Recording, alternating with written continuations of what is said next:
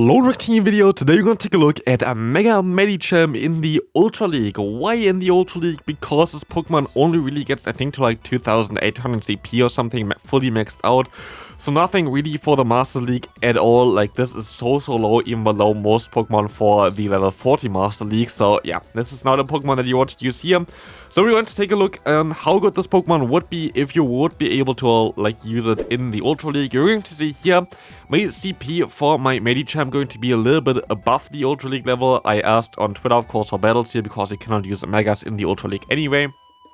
And basically, yeah, like I had to basically let them challenge me in the Master League because there was not really a way for me to waste on another Medicham a lot of Stardust in the second charge move just to get them below 2500 CP.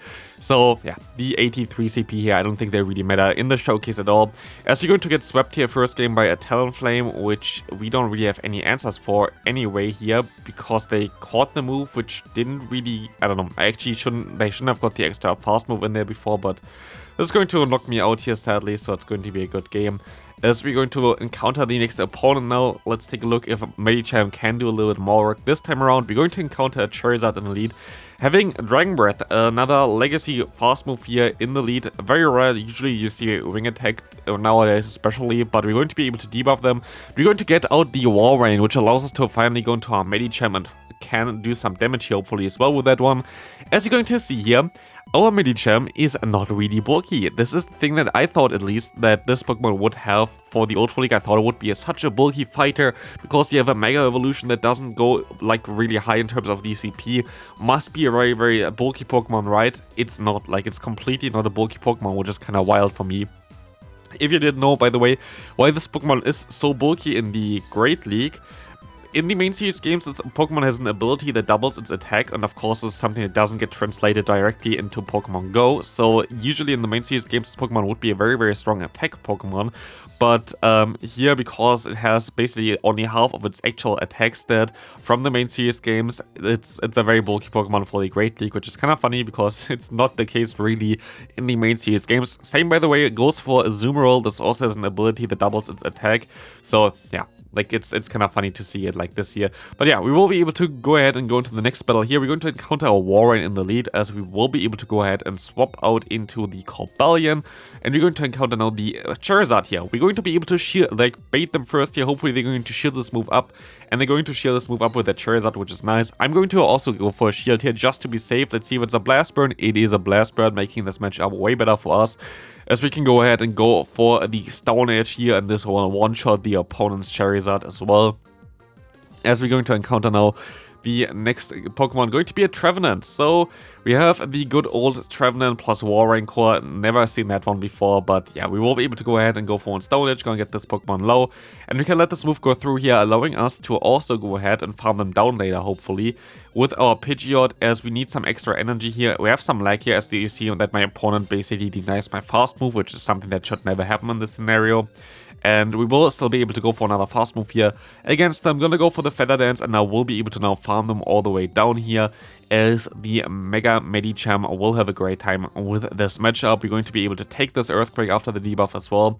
And actually, I think without the debuff, it most likely would have nearly one-shot us here, as we can go for one Psychic. This Psychic will get shielded, but we don't really care too much about this, as we can go ahead and go for another Dynamic Punch here. And this Dynamic Punch is going to destroy the Ghost anyway, so it's going to be a good game here. Which, yeah, again, it's not the greatest. Like, this Pokemon itself is really not the greatest Pokemon to use in the Ultra League, which I didn't really expect. I actually thought this would be a very strong Pokemon, you know it from the Great League. And yeah, I'm kind of underwhelmed with this Pokemon.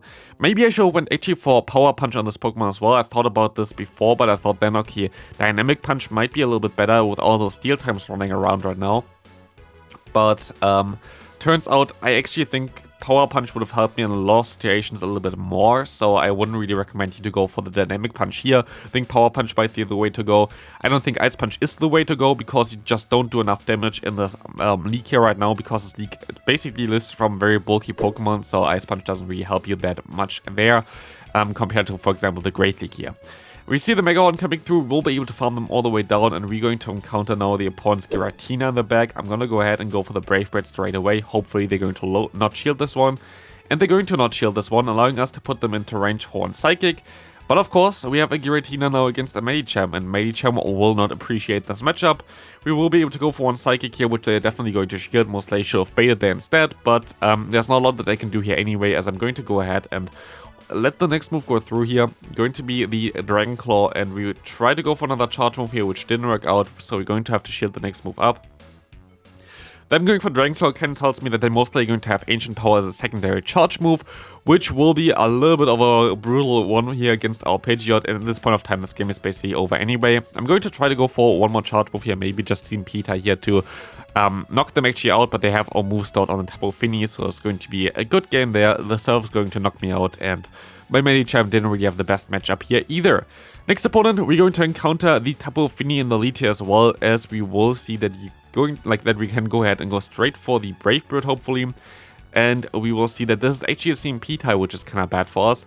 As Brave Bird gonna get shielded, we have to shield as well. Of course, we are forced to swap out here right now, which going to be a little bit of a tough one, as we're going to encounter now a Scrafty. That's actually pretty decent for us, but I kind of didn't want to have this on this Pokemon here, because their counter is super effective as well. But of course, also most people know that I'm going to have Mega Medicham in the back, so I'm going to, like, for them going for the Scrafty play here does make a lot of sense, as we will be able to knock them out, and they kind of can get rid of this Pokemon because I know it's not going to be very good against my team. We see the Tapu Fini coming back in here, allowing us to still go for one Stone Edge, which will be very nice for us, as this is going to do some decent damage here, not knocking them out or like coming close to even put them into red health, but still gonna get them lower, which will allow us now to shield up the next Surf coming in from the opponent. And we should be able to go for the Feather Dance in time, but no, they can go for one charge move in time, and it's going to be actually the Moonblast, forcing us to swap out, and we see a Skuntank coming in. Do they know that we have Dynamic Punch? Let's see about this. Doesn't Dynamic Punch knock them out here? We are not very bulky, so we do a lot of damage, but nope, it doesn't knock them out. And our Mega Medicham is going to take a crunch here, which we're going to be able to survive, and we can knock them out, but we won't be able to get to another charge move against the opponent here.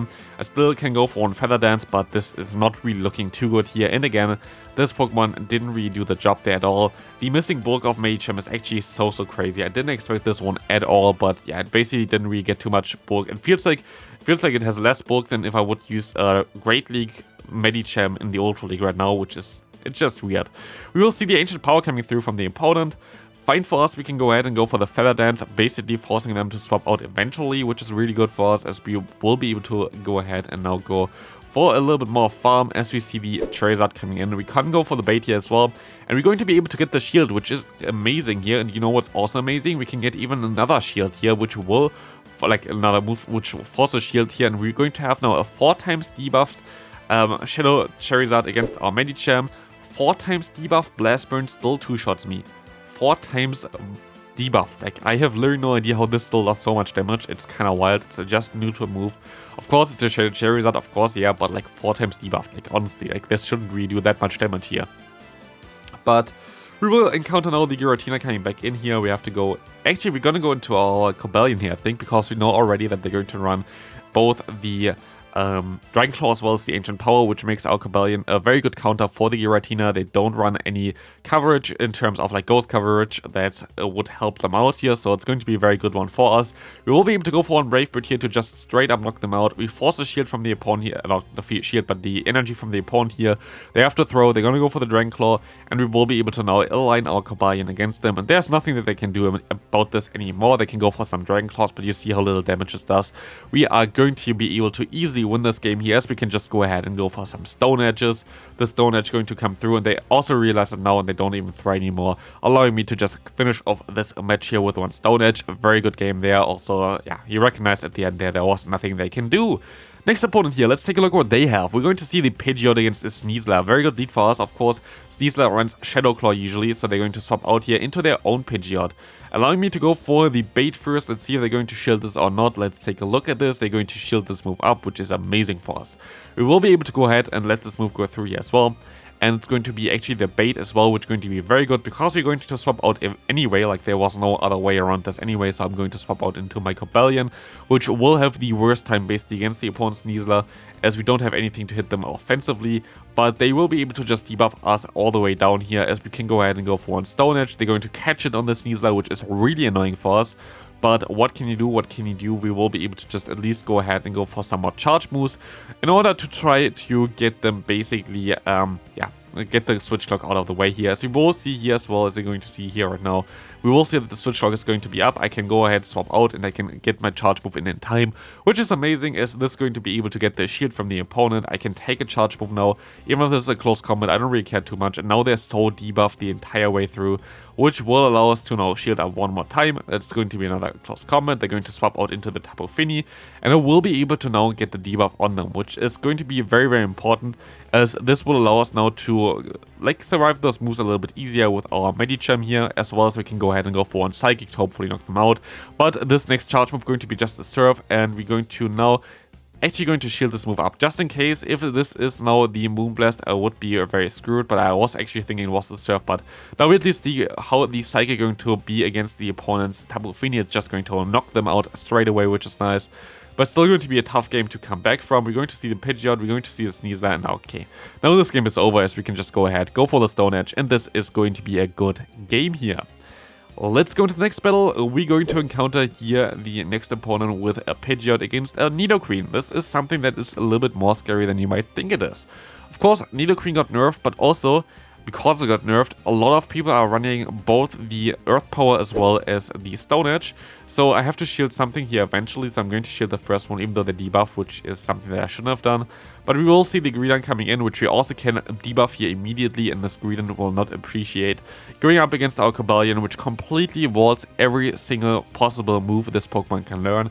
So yeah, Cobalion against this Pokemon is basically... This is also most likely why the opponent's Greedent is like not really that common in the open Ultra League anymore nowadays. Back in the day, this was one of my favorite Pokemon to use, but right now, there's so many fighting types available. There is so many things that really answer this Pokemon, so I would also kind of recommend you not to use it, but here we will be able to knock them out, as we're going to be able to go for another charge move here as well, which will be able to get also some damage against them, and we're going to do the same thing now over and over again until they're going to try to knock us out with one Earth Power. We will stay in here and just go for the Sacred Swords the entire time, as this will going to get the opponent very low into farm down range needy from my Pokemon in the lead there with Farmer Pidgeot, and we will see here the Earth Power coming through, which will knock me out, but I don't really care too much about it. I can just take the move here now, as I know that it's going to be Earth Power and a Poison Fang. Don't have to be scared about any potential Stone Edge coming my way, unless they run 3 charge moves, which would have been a cool addition, to be fair. Like, I would even... Actually, that would be a good question as well. Would you like to have 3 charge moves, or are you fine with 2 charge moves? Do you think 3 charge moves as a possible solution like for a Pokemon would be too much, because then you would be able to use a Azumarill without any drawback? You can just go ahead, go for the Ice Beam, play Rough, and Hydro Pump. You would be able to play also Gastrodon, for example, with all 3 charge moves that are really decent for this Pokemon. So, like, there are a lot of Pokemon that really would benefit from it. Would be an interesting one to know your opinion on it. Also, something like the what's called Umbreon has access to Last Resort, as well as the move Psychic. Psychic a little bit less used, because Last Resort users can be stuck against other Dark types. But yeah, like, if you have all 3 of those moves, would be pretty decent, right? Like, I actually kind of would be open-minded for this. I think it might be a funny change, but it might also make the interface a little bit more clunky and a little bit difficult to get to those moves. But here we'll encounter a matchup that's going to be a little bit different here. Actually, it's going to be a funny one. We're going to encounter this Venusaur here.